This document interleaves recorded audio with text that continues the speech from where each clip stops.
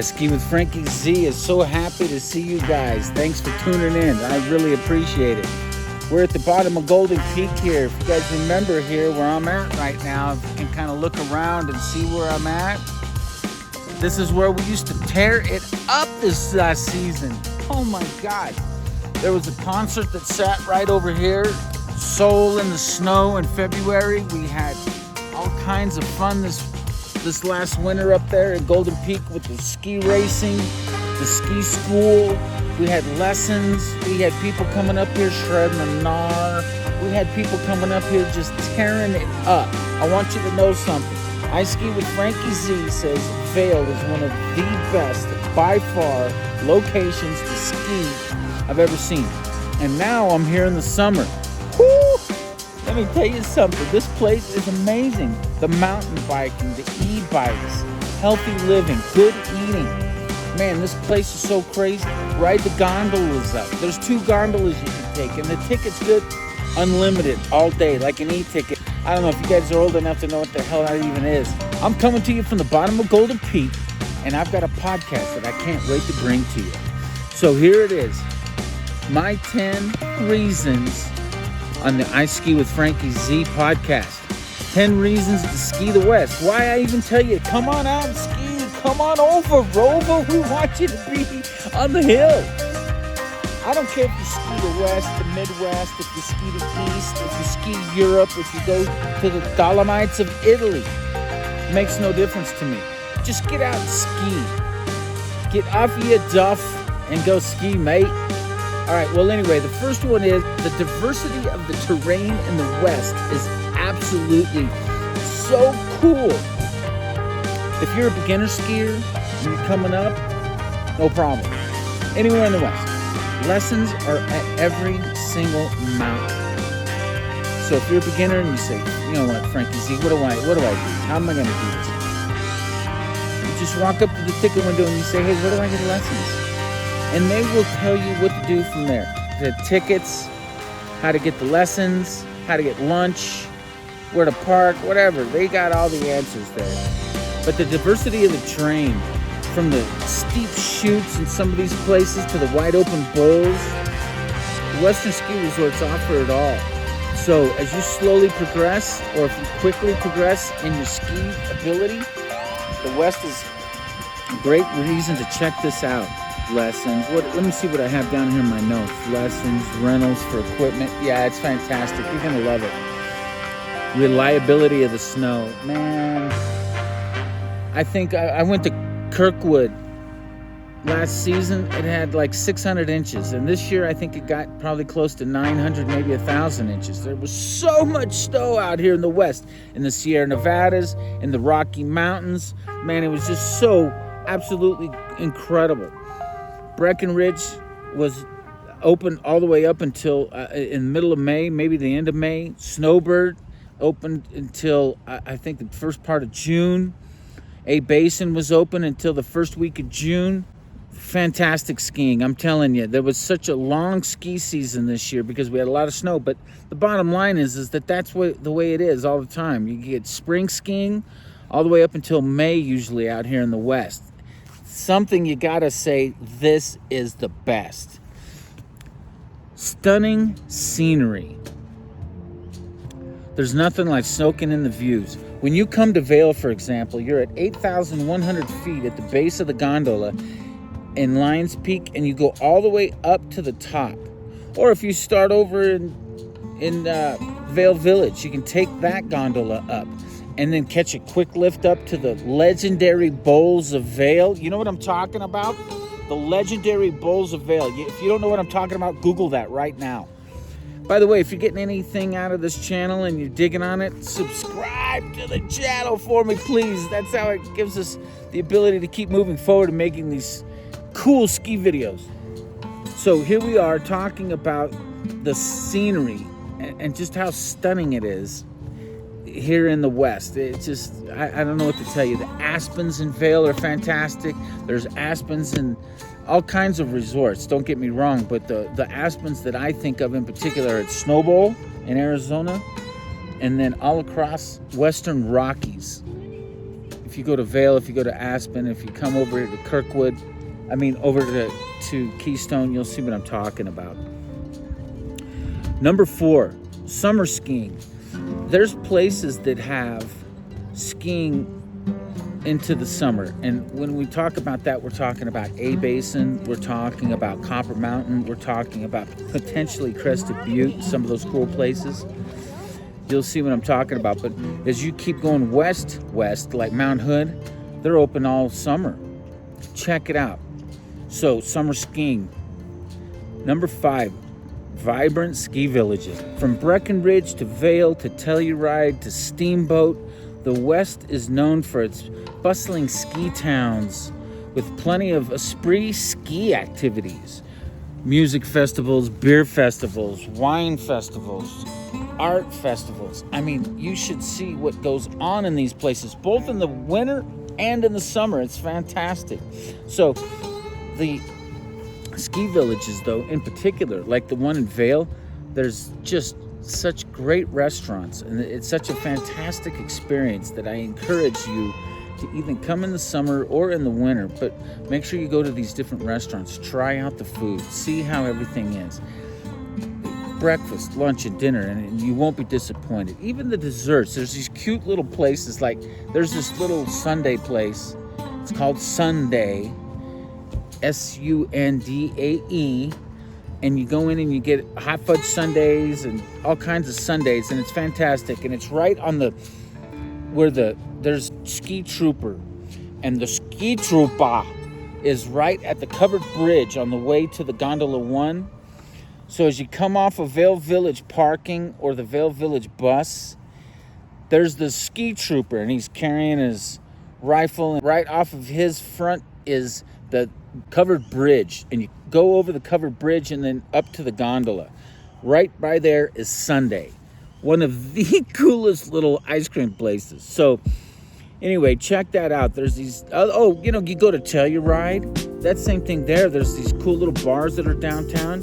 If you go to Park City, it's a little quieter there in Park City, but it's got a great little place for you to kind of walk around and get familiar with it. Great hotel that's right there that I've stayed at. How fantastic it is. It's a DoubleTree, in fact, is where I stayed. Number 6, cutting edge lifts. Holy cow, when you ride the gondolas up at some of these locations, if it be the Snowball, if it be Steamboat, if you go catch some of the trams at Heavenly or at Snowbird, if you go up to Jackson Hole, and I don't talk enough about Wyoming, and I don't talk enough about Idaho, but there's some great skiing up there. And I'll give you an example. Bogus Basin. Went and tore that up with Olivia a couple of times. Her girlfriend was going to school up there at Boise State, and we went with her and her family, and oh man, what a great place to go skiing. It was fantastic. Sun Valley's up there in Idaho. Haven't quite gotten over to there yet, but that's something that we're looking at as far as taking I Ski with Frankie Z on the road. So here's how this is going to go, though. We have these cutting edge lifts, and when I say that is this gondola at Heavenly takes you right on up to the top. But they also, if you go over to the California side, they have a tram that takes you up to the top, because the ski resort actually sits above the South Lake Tahoe Bay. It's so fantastic. I got to tell you, I'm such a fan of Heavenly. I can't say enough about it. I've got a good friend of mine who I absolutely love and respect. His name is Dave Hello with a D. He's up there at Heavenly, head ski patrol on the Nevada side. And he's the one that taught Olivia how to ski, my daughter. And we fell in love with that resort. We've been going there for years. That's all I can tell you about Heavenly. Convenient locations. Okay, so I travel 2 ways. Fly like an eagle. And then I also get on the road again. I just can't wait to get on the road again. And what I mean by that is that there's some places that you'll fly into, like in Reno, then you take a car over and you're in South Lake Tahoe in 30 minutes. If you fly into Salt Lake City, you're in Park City 30 minutes.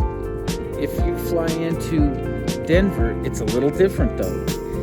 What I mean by that is that you can go into Eagle and fly into Eagle, or you can fly into Denver. There's two options for you. Denver's about a 2.5-hour drive with hairpin turns, crazy people on the road. I'm telling you, that one's a little harder of a destination location to get to.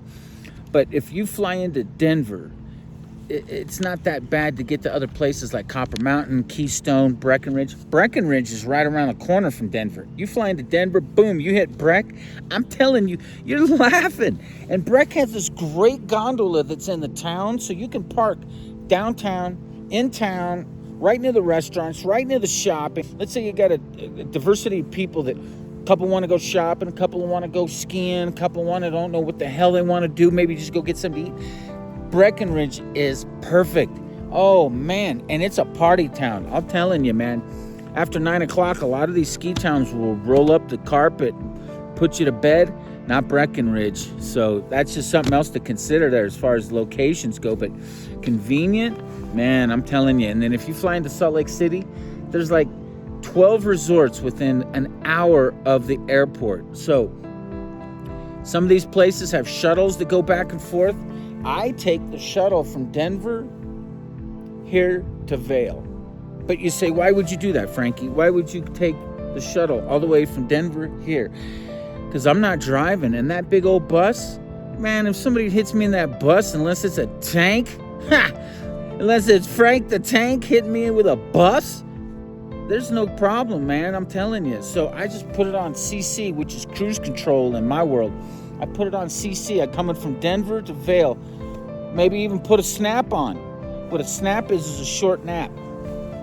So convenient locations, but one of my favorite places to also fly into is Las Vegas. Oh my God, I can't believe I'm not talking to you about Las Vegas. Okay, so I'm going to talk to you about Las Vegas. Here's how Las Vegas goes. We have Bryan Head, 3 hours north, and I mean it's almost to the minute, 3 hours north, and it's fantastic skiing. They've got this great lift called Giant Steps. I love Giant Steps, and it's everything from beginner to expert runs. Fantastic resort. It's just right out. You could literally stay at the Mandalay Bay, drive up to Las Vegas, out of Las Vegas to Bryan's Head, bang out some runs all day, come back down and catch a show. I'm telling you, it's just fantastic. But let's say you don't want to go all the way up. Let's say 3 hours is too far for you. There's another place called Lee Canyon. Now, Lee Canyon is a fabulous snowboarder hill. And when I say fabulous, I'm talking about this is the kind of place when you're a snowboarder and you say, this is what I'm digging on, man. I just want to go up, hit some banks, run some rails, shred. Go to Lee Canyon. I'm telling you, it is one of the best kept secrets in the West. Now, here's the other thing. If you like to get a little suntan, if you like to wear kind of spring weather outfits and that kind of thing, Lee Canyon has some of the best sun, along with the Arizona Snow Bowl, in the entire western United States.